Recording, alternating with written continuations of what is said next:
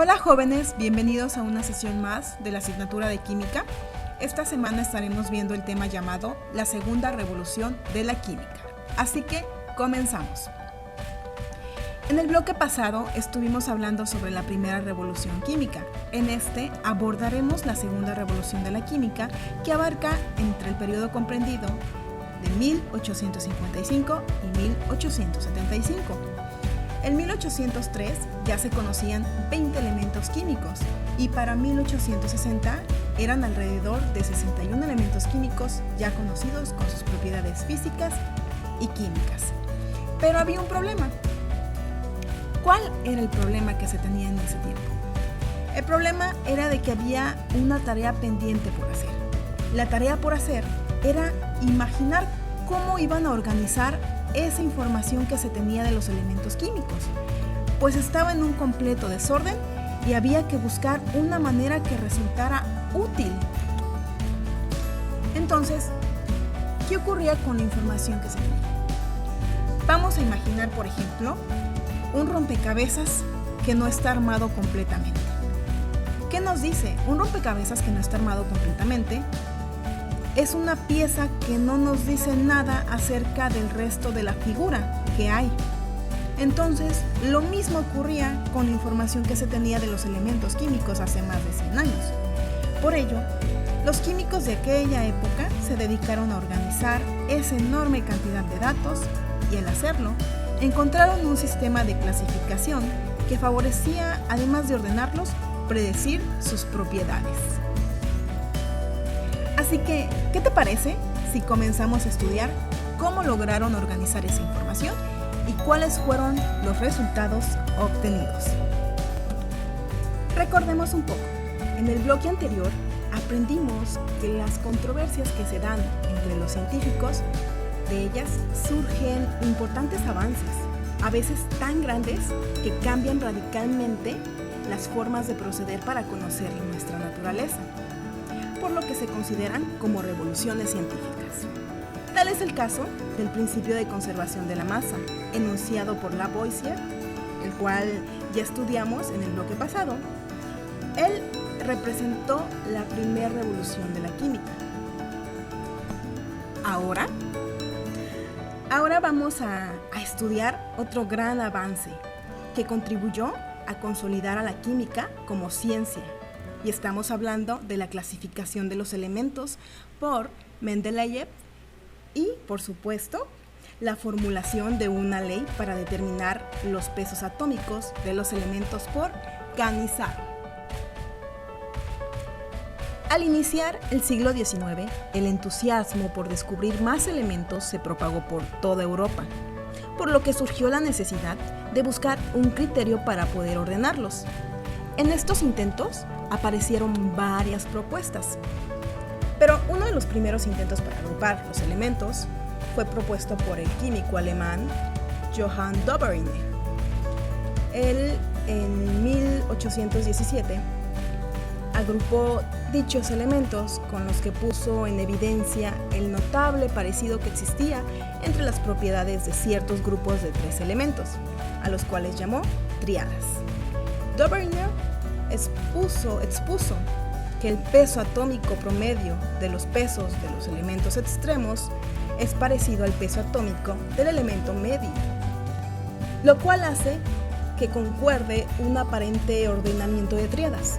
Hacia 1850, los químicos habían llegado a identificar unas 20 tríadas, pero se descartó agruparlas de esta manera porque se descubrieron nuevos elementos químicos que no cumplían con las tríadas, con este tipo de organización.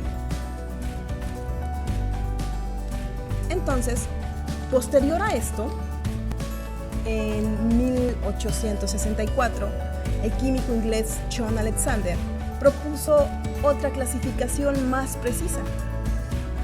Él distribuyó los elementos en orden ascendente respecto a su masa atómica, en 7 columnas y prescindiendo del hidrógeno. Después de distribuirlos, él observó que el 8º elemento, a partir de cualquier otro, tenía propiedades químicas similares al primero, por lo que lo llamó A su clasificación la llamó la ley de las octavas, debido a su analogía con la escala de las notas musicales.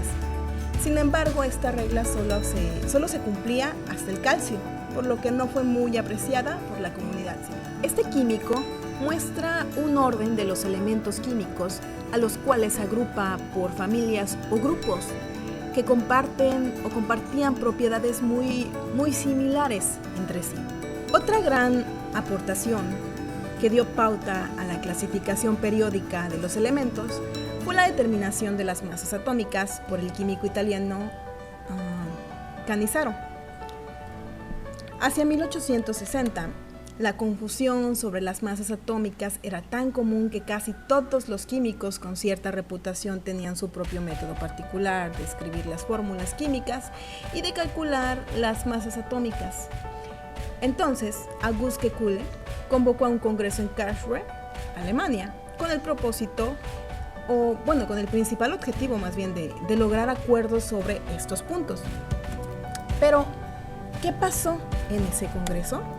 Asistieron a este congreso alrededor de 140 destacados químicos, entre los que se encontraba, obviamente, Cannizzaro, quien propuso adoptar el método de Amedeo Avogadro para poder determinar las masas atómicas. Dicha idea fue aceptada, pero ¿en qué consistía el método de Avogadro? Avogadro pensaba que si los volúmenes de diferentes gases eran iguales en las mismas condiciones de presión y temperatura, además de contener el mismo número de moléculas, entonces la masa de un cierto volumen del gas debería estar relacionada con su masa molecular. Por tanto, podría determinarse la masa atómica del elemento. Entonces, Cannizzaro regresó a Italia al terminar ese congreso y a partir de los resultados experimentales de Avogadro y de varios científicos más, determinó la masa atómica de los elementos conocidos en su época. La anterior aportación de Cannizzaro dio la pauta para la clasificación periódica de los elementos de Mendeleev. Mendeleev, o Dmitri Mendeleev, al terminar sus estudios de posgrado, regresó a Rusia en 1861. Al llegar ahí, consiguió la cátedra de química en la Universidad de San Petersburgo. Entonces ahí se dio la tarea de escribir su libro llamado Principios de Química. En este libro recopiló toda la información de los 63 elementos conocidos hasta su época. Conforme escribía el libro, se dio cuenta que era necesario buscar un orden para poder explicar las propiedades físicas y químicas de estas sustancias, por lo que se abocó a esta tarea.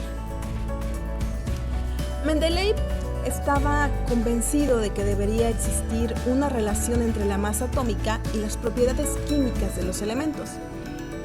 Tratando de encontrar la forma de expresar esta idea, comenzó a escribir en grandes tarjetas el símbolo, la masa atómica y las propiedades químicas de los elementos que se conocían en ese entonces. Entonces, cuando comenzó a mover estas tarjetas entre sus manos, las observó, las acomodó como si formaran parte de un rompecabezas.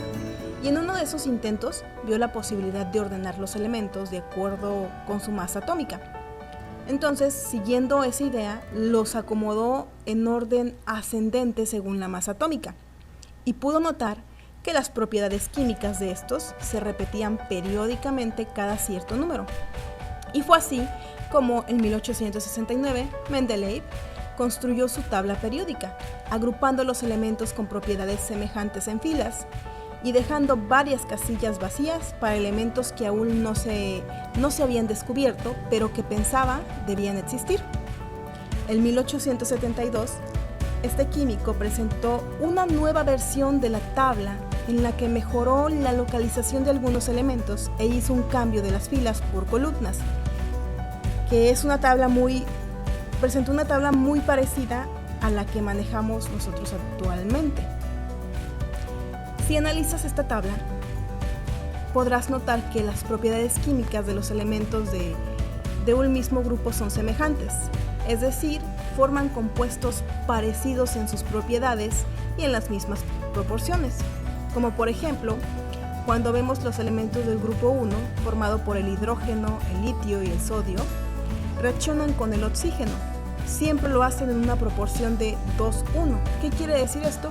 Que 2 átomos de esos elementos con uno de oxígeno dan como resultado H2O, agua, Li2O, óxido de litio, o Na2O, óxido de sodio.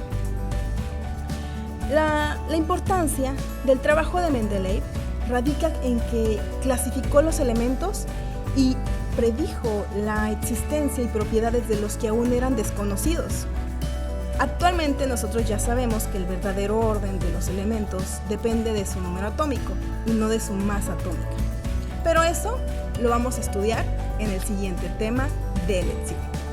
Bueno, jóvenes, esto ha sido todo por el tema. Ya saben que si tienen alguna duda, alguna pregunta, pueden escribirme en la plataforma, que yo estaré ahí para poderlos apoyar en lo que necesiten. Nos vemos en la siguiente sesión.